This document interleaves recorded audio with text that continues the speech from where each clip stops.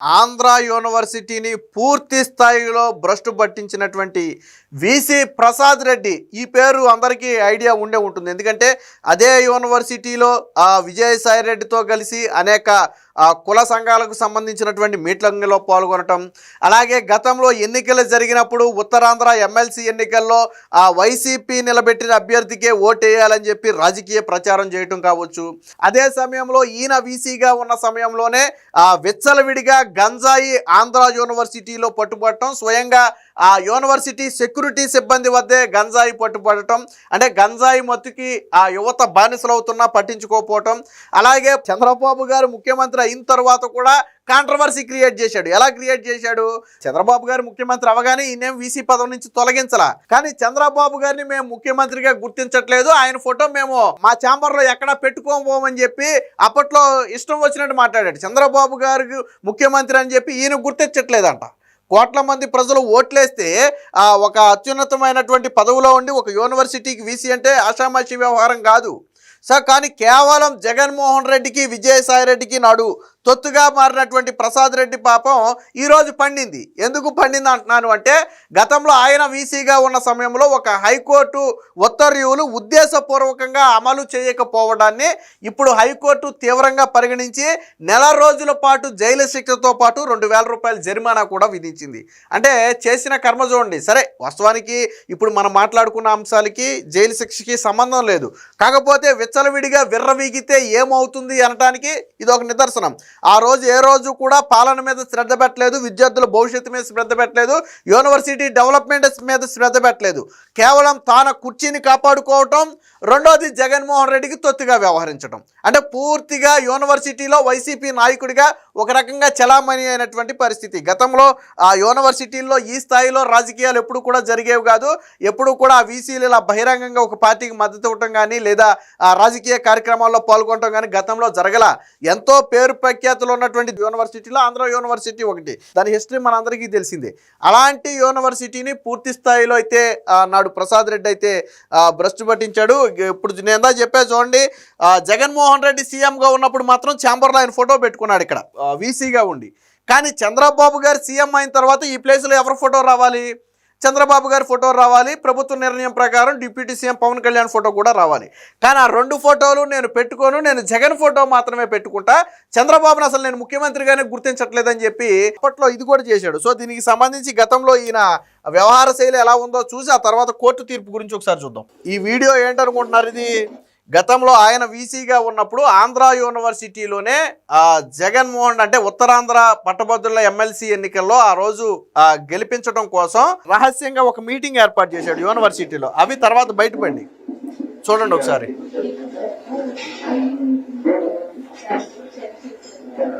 అప్పటికి ఇంకా ప్రసాద్ రెడ్డి రాలేదు.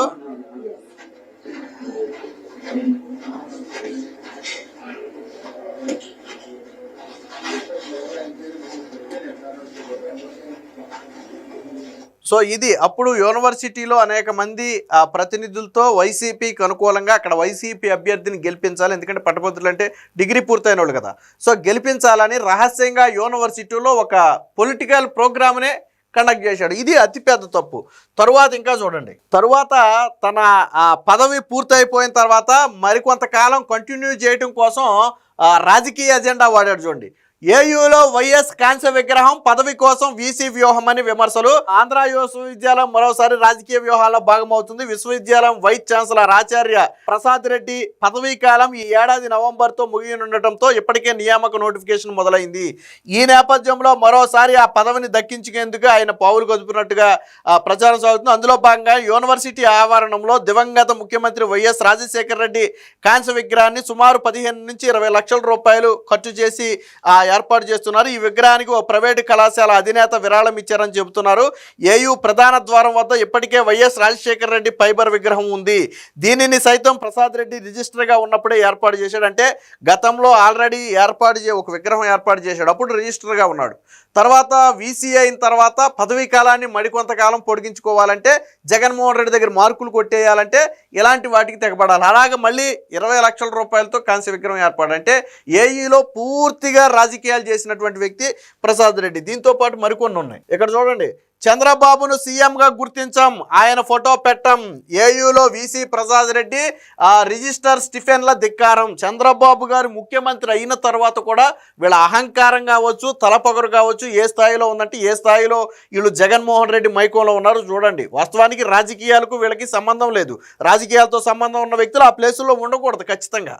ఇప్పుడు కూటమి ప్రభుత్వం వచ్చిన తర్వాత ఏం చెప్పింది, ఏ యూనివర్సిటీలో కావచ్చు, ఏ కాలేజీలో కావచ్చు, ఏ స్కూల్లో కావచ్చు, ఎక్కడా రాజకీయాలకు తావద్దు, అక్కడ అందరూ సమానమే, పిల్లల మీద రాజకీయ ప్రభావం పడవద్దు అని స్వయంగా చెబుతున్నారు. కానీ గతంలో వీళ్ళు చేసిందే రాజకీయం. చంద్రబాబు గారు గెలిచిన తర్వాత కూడా ఆయన వీళ్ళు ముఖ్యమంత్రికి గుర్తించట్లేదంట. వీళ్ళు బోడి వీళ్ళ పదవి వేసుకుని వీళ్ళు ముఖ్యమంత్రిగా చంద్రబాబు గారిని గుర్తించట్లేదంట. సరే, తర్వాత పీకి పక్కన పెట్టారనుకోండి, అది వేరే విషయం. మరి ఇలాంటి అహంకారపూరితమైనటువంటి వాతావరణంలో 5 ఏళ్ల పాటు ఆంధ్ర యూనివర్సిటీని వీళ్ళు ఎలా నడిపారు నాకు అర్థం కావట్లా. ఇది కూడా వాళ్ళ ఘనకార్యం గురించి వచ్చిందే. చిచ్చి వీసీ మరోసారి ఆంధ్ర వర్సిటీ వీసీ బరితెగింపు. వైసీపీ ఎమ్మెల్సీ అభ్యర్థి కోసం విందు భేటీ. ప్రైవేటు కళాశాల నిర్వాహకులకు ఆహ్వానం ఉందా చూసిన మనం వీడియో అదే. వేదిక పైన వైవి సుబ్బారెడ్డి ఎమ్మెల్సీ అభ్యర్థి, మరికొందరు వైసీపీ నేతలు హాజరు. వైసీపీ గెలుపు కోసం వీసీ రాజకీయ ప్రసంగం. విషయం తెలుసుకుని సిపిఎం నేతల ముట్టడి. కిచెన్లో నుంచి జారుకున్న వైస్ ఛాన్సలర్. ఎన్నికల కమిషన్ చర్యలు తీసుకుంటుందని చెప్పి ఇది గతంలో ఎమ్మెల్సీ ఎన్నికలకు ముందు వచ్చినటువంటి ఒక వార్త. అంటే ఏ స్థాయిలో వీళ్ళు బరితెగించారు అనడానికి ఇది ఒక వార్త. ఇప్పుడు ఈయన మీద తీసుకున్నటువంటి ధిక్కారణ చర్యలు ఏంటో ఒకసారి చూద్దాం. ఏయూ మాజీ వీసీ ప్రసాద్ రెడ్డికి జైలు శిక్ష, 1 నెల రోజులు జైలు, 2,000 రూపాయల జరిమానా. కోర్టు ఉత్తర్వులంటే ఆయనకు గౌరవం తక్కువ, కనికరం చూపితే న్యాయ వ్యవస్థకే నష్టం. నిన్న హైకోర్టు కొన్ని కీలక వ్యాఖ్యలు చేసింది. ప్రసాద్ రెడ్డి లాంటి వ్యక్తి మీద ఆ లాయర్ ఏమన్నాడంటే జైలు శిక్ష విధించినప్పుడు కొంచెం బ్రతిమలాడాడు, కొంచెం కనుకరించి చూడండి అని. అప్పుడు జడ్జి ఒక వ్యాఖ్య చేశాడు. ఏమనంటే ఇలాంటి వ్యక్తుల మీద కనికరం చూపితే అది న్యాయ వ్యవస్థకే మచ్చ, న్యాయ వ్యవస్థకే మచ్చ అని ఆయన ఒక వ్యాఖ్య చేశాడు. అంటే వీళ్ళు ఏ స్థాయిలో కోర్టు ధిక్కరణకు పాల్పడ్డారో, కోర్టు ఎంత అసహనంతో ఆ వ్యాఖ్య చేసిందో మనం అర్థం చేసుకోవచ్చు. సాధారణంగా కోర్టుల్లో తప్పు జరిగిపోయినప్పుడు లాయర్లు జడ్జిలు బ్రతుకులాడుకుంటారు. కొద్ది రోజులు టైం ఇమ్మనో, లేదా అప్పీల్కి వెళ్ళడానికి అవకాశం ఇమ్మనో, లేదా మానవతా దృక్పథంతో కొద్ది శిక్షను తగ్గించమనో వేడుకుంటారు. సహజంగా జరిగేదే. సో న్యాయమూర్తులు కూడా ఆ విజ్ఞప్తికి అనుగుణంగా అప్పుడు ఏదో ఒక డెసిషన్ తీసుకుంటారు. బట్ ఇదే నిన్న ప్రసాద్ రెడ్డి తరపు లాయర్ అడిగితే కోర్టు ఏమందంటే ఇలాంటి వ్యక్తి మీద కనికరం చూపకూడదు, అలా కనికరం చూపితే అది న్యాయ వ్యవస్థకే నష్టం జరుగుద్ది, కావాలని కోర్టు ధిక్కరణకు పాల్పడిన ఇలాంటి వ్యక్తులు ఖచ్చితంగా శిక్ష అనుభవించాల్సిందే, వీళ్ళ మీద ఎట్టి పరిస్థితుల్లో కనికరం చూపేది లేదని నిన్న హైకోర్టు అయితే వ్యాఖ్యానించింది. హైకోర్టు ఘాటు వ్యాఖ్యలు. అప్పీలుకు వీలుగా తీర్పు అమలు, సస్పెన్షన్. అయితే ఆ తరువాత వీళ్ళ లాయర్ పదే పదే బ్రతిమిలాడితే 6 వారాల పాటు ఈ తీర్పునైతే సస్పెన్షన్లో పెట్టి, మీరు అప్పీలుకు వెళ్ళకపోయినా, అప్పీలుకు వెళ్ళి అక్కడ మీకు ఊరట రాకపోయినా మీరు వెంటనే హైకోర్టు రిజిస్టర్ వద్ద 22వ తారీఖు, బహుశా వచ్చే నెల అనుకుంటా, వచ్చే నెల 22వ తారీఖున లొంగిపోవాలని చెప్పి ఆదేశాలు కూడా జారీ చేసింది. కోర్టు ఉత్తర్వులు ధిక్కరించినందుకు ఆంధ్ర విశ్వవిద్యాలయం పూర్వ ఉపకులపతి ప్రసాద్ రెడ్డిపై హైకోర్టు కన్నెర్ర చేసింది. కోర్టు ధిక్కరణ కేసులో ఆయనకు 1 నెల రోజులు సాధారణ జైలు శిక్ష, 2,000 రూపాయల జరిమానా విధించింది. కోర్టు ఉత్తర్వులంటే ప్రసాద్కి లెక్కలేనితనం. విచారణ సందర్భంగా సొంత తెలివితేటలు వాడుతూ మొండి వైఖరి అవలంబించారని ఆక్షేపించింది. కోర్టు ఆదేశాలను వరుసగా ఉల్లంఘించారని, ఇలాంటి వ్యవహార శైలి న్యాయ పరిపాలనలో తీవ్ర నష్టమని తెలిపారు. కోర్టు ఆదేశాలంటే ఆయనకు గౌరవం తక్కువని వ్యాఖ్యానించారు. వీసీ బాధ్యతల నుంచి వైదొలిగే వరకు కోర్టు ఉత్తర్వులు అమలు చేయలేదని, కొత్త వీసీ వచ్చాకే దాన్ని అమలు చేశారంటే ప్రసాద్ రెడ్డి వీసీగా ఉన్నప్పుడు కోర్టు ఇచ్చినటువంటి ఉత్తర్వులు తిరిగి కూటమి ప్రభుత్వం వచ్చి కొత్త వైస్ ఛాన్సలర్ని నియమించిన తరువాత గానీ అమలు చేయలే. అప్పటి వరకు కూడా దాన్ని తొక్కుపట్టాడు. సో హైకోర్టు దాన్నే తీవ్రంగా ఆక్షేపించింది. కొత్త వీసీ చేయగలిగింది, ఈ వీసీ ఎందుకు చేయలేదు? రెండోది, ఈ అధికారుల పనేంటి? కోర్టు ఉత్తర్వులు అమలు చేయటమే అధికారుల పని, అంతేగాని దాంట్లో తప్పొప్పులు చూడటం అనేది అధికారుల పని కాదు. మీకు కాదంటే నెక్స్ట్ అప్పీల్కి వెళ్ళండి, అంతే తప్ప అప్పీల్కి వెళ్ళరు, మేము ఇచ్చిన ఉత్తర్వులు అమలు చేయరు. అలా అయితే ఎలా కుదురుద్ది? సో నిన్న వ్యాఖ్యానించింది ఇదే. దీనికి సంబంధించిన మరొక వార్త కూడా చూద్దాం. ఇలాంటి వ్యక్తిపై కనికరం చూపితే న్యాయ వ్యవస్థకే నష్టమని ఘాటుగా వ్యాఖ్యానించింది. ఒకవేళ అప్పీల్లో గన స్టే రాకపోతే 22న లొంగిపోవాలని చెప్పి, ఈ నెల 22నే, వచ్చే నెల కాదు, ఈ నెల 22నే లొంగిపోవాలని చెప్పి కోర్టు అయితే స్పష్టం చేసింది. సో ఎవరైతే ప్రసాద్ రెడ్డి తరపు న్యాయవాది అప్పీల్ దాఖలు చేసుకునేందుకు వీరుగా తీర్పును సస్పెండ్ చేయాలని కోరారు. అందుకు సానుకూలంగా స్పందిస్తూ 6 వారాల పాటు సస్పెండ్ చేశారు.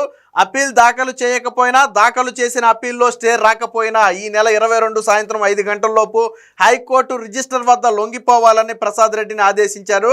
హైకోర్టు న్యాయమూర్తి జస్టిస్ నిమ్మగడ్డ వెంకటేశ్వర్లు అయితే ఈ మేరకైతే తీర్పు ఇవ్వడం జరిగింది. అసలు కేసు ఏంటనేది మనం పరిశీలిస్తే ఏయూ సైన్స్ అండ్ టెక్నాలజీ కళాశాల బోటనీ విభాగంలో బోధనా సిబ్బందిగా ఉన్నటువంటి నూకన్న దొర అనే వ్యక్తి 2006 జులైలో నియమితులయ్యారు. తర్వాత అసిస్టెంట్ ప్రొఫెసర్గా అంటే ఒప్పంద అసిస్టెంట్ ప్రొఫెసర్గా కొనసాగుతూ 17 ఏళ్ల పాటు సేవలు అందిస్తే నూకన్న దొరను ఉన్నట్టుండి విధుల్లో నుంచి సస్పెండ్ చేశారు. ఎప్పుడు 2022 నవంబర్ 18న సస్పెండ్ చేస్తే 2022 మే నుంచి చెల్లించాల్సిన బకాయిలు కూడా నిలిపివేశారు. సస్పెండ్ చేసిందేమో నవంబర్లో, కానీ మే నుంచి బకాయిలు May, June, July, August, September, October, November దాదాపు 7 నెలల పాటు ఇవ్వాల్సినటువంటి జీతాలు కూడా ఇవ్వకుండా నిలిపివేస్తే తనను విధుల నుంచి తొలగించడాన్ని సవాల్ చేస్తూ నూకన్న దొర 2023లో హైకోర్టులో పిటిషన్ వేస్తే విచారణ జరిపినటువంటి న్యాయమూర్తి అసిస్టెంట్ ప్రొఫెసర్గా పిటిషనర్ను కొనసాగించాలని, దానికి ఆయన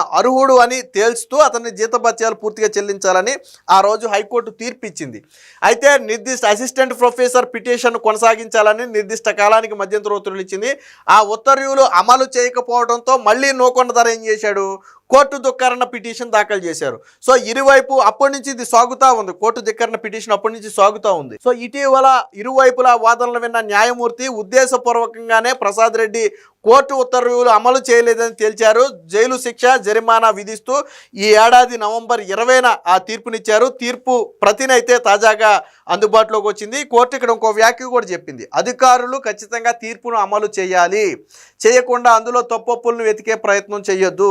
ఏదైనా మీకు హైకోర్టు తీర్పులో మీకు సక్రమంగా లేదని భావిస్తే అప్పీల్కి వెళ్ళండి, అంతే తప్ప అప్పీల్కి వెళ్లకుండా తీర్పు అమలు చేయకుండా ఉండటం అనేది న్యాయ వ్యవస్థను కించపరచడమే అవుతుందని చెప్పి వ్యాఖ్యానించారు. ఏదైనా చేసిన పాపం పండింది, ఎట్టి పరిస్థితుల్లో శిక్షను తగ్గించడానికైతే న్యాయమూర్తి ఒప్పుకోరా. 1 నెల రోజులు జైలు శిక్ష ఖచ్చితంగా, 2000 జరిమానా అనేది చిన్న విషయం అనుకోండి, 1 నెల రోజులు సాధారణ జైలు శిక్ష అనుభవించాల్సిందే.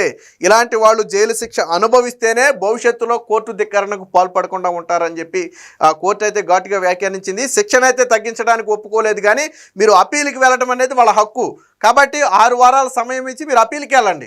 బట్ అప్పీల్లో కానీ మీకు అనుకూలంగా తీర్పు రాకపోతే ఈ నెల 22 సాయంత్రం 5 గంటలకల్లా రిజిస్టర్ వద్ద లొంగిపోవాలి, ఆ తర్వాత జైలు శిక్ష అనుభవించాలి. ఇందులో అయితే ఎటువంటి మార్పు లేదని చెప్పి కోర్టు చెప్పింది.